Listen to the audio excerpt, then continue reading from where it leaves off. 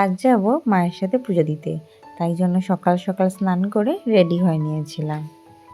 আর আজ আমি এই বাটিকের শাড়িটা পরেছি, যেটা আমার ভীষণ পছন্দের। ভেবেছিলাম নতুন একটা শাড়ি ভাঙবো, শাড়ি তো প্রচুর আছে নতুন শাড়ি, কিন্তু যেহেতু ডুগ্গুকে আমি একা নিয়ে যাব, সেহেতু আমি আর নতুন শাড়ি পরলাম না। আর এই শাড়িটা তোমরা আমাকে অনেক সময় পরতে দেখেছো। এই শাড়িটা যেমন আমার পছন্দের, আর এই শাড়িটা ভীষণ কমফোর্টেবল, খুব পছন্দের শাড়ি এটা। এই জন্য যখন মনে হয় আমি এই শাড়িটাই পরে ফেলি। তো যাই হোক, সুরজিৎ তো বাড়িতে রয়েই গেল, আমি বেরিয়ে পড়ছি। আর আমরা যাব কাছাকাছি একটা জায়গায় পুজো দিতে।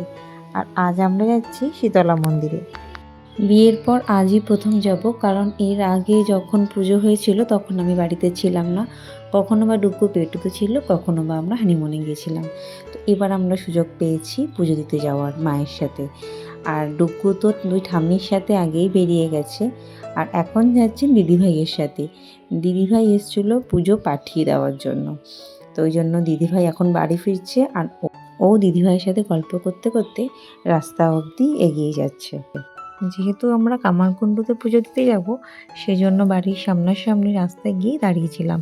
তো রাস্তায় যেতেই আমরা টোটো পেয়ে গেছিলাম, আর টোটো ধরে আমরা চলে এসেছি একদম মন্দিরের কাছে। আর দেখো, মন্দিরের কাছে আসতেই দেখলাম বেশ ভালো দোকানপাট শুরু হয়ে গেছে, বসেও গেছে। আর লোকজনের ভিড় বেশ সকাল থেকেই শুরু হয়ে গেছে। এখানে নাকি প্রচুর ভিড় হয়, আর অনেকক্ষণ লাইনে দাঁড়িয়ে তবেই নাকি পুজো দেওয়া সম্ভব হয়। কিন্তু জানি না এবছর সকাল সকাল গেলেও, মোটামুটি সকালে গেছিলাম, খুব ভোরেও যেতে পারিনি, কিন্তু এই সময় একদম ফাঁকাই ছিল, তুলনামূলক ফাঁকা অন্য বারের থেকে। খুব সহজেই শীতলা মায়ের দর্শন করে নিলাম। আর ডুগ্গুকে আমি কোলে নিয়েছিলাম, আর ওর ঠাম্মি গেছিলো প্রথমে পুজো দিয়ে আসতে। যেহেতু অল্প গরম পড়ে গেছে আর এত লোকজন দেখে ও কিছুতেই মন্দির থাকছিল না, তাই ওকে নিয়ে বাইরে চলে এসেছিলাম। খুব কান্নাকাটি করছিল, যেহেতু ওর ঘুমের সময়ও ছিল। দেখো, চোখগুলো একদম ছোটো হয়ে আসছে, ওর ঘুমও পেয়ে গেছে। যাই হোক, আমাদের পুজো দেওয়া হয়ে গেছে, মা একবার মন্দিরের ভিতর দিকে গেছে, আর ওকে নিয়ে আমি বাইরে চলে এসেছিলাম, আর তার মধ্যেও ঘুমিয়ে পড়েছে। তারপর আমরা আবার টোটো ধরে চলে এসেছি বাড়ি। আর বাড়িতে এসে দেখো, ওর ঘুম টুম সব চলে গেছে, আর কি আনন্দে কত মজা করে খেলছে। ও বাড়িতে এলে যেভাবে আনন্দ করে, ও অন্য কোথাও বাড়িতে এসে ঘরের পুজো দিয়ে নিয়েছিলাম, আর তারপর সকাল সকাল খাবার নিয়ে বসে গেছি। আর আজকে যেহেতু নিরামিষ খাবো, এই জন্য মা একদম ঝাল ঝাল গোলা রুটি, সবজি গোলা রুটি বানিয়ে দিয়েছে। আর সেটা নিয়েই বসে গেছি। আর সবসময় টেবিলে বসে খাই, তাই আজকে ভাবলাম নিচে বসে খাই।